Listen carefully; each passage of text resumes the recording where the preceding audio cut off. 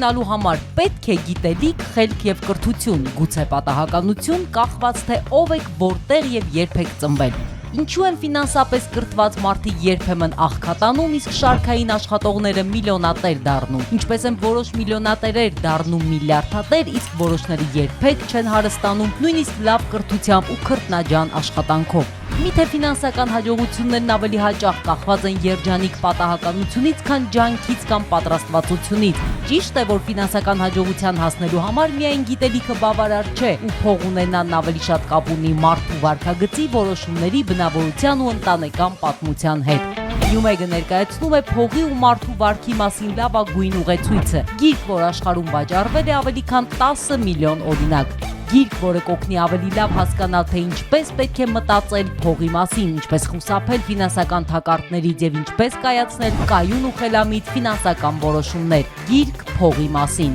Մորգան Հաուզեր, Փողի հոգեբանությունը, երջանկության, ագահության եւ հարստության անվերջ դասեր։ Գրքի գլխավոր գործընկեր Apricot Capital ներդրումային ընկերություն։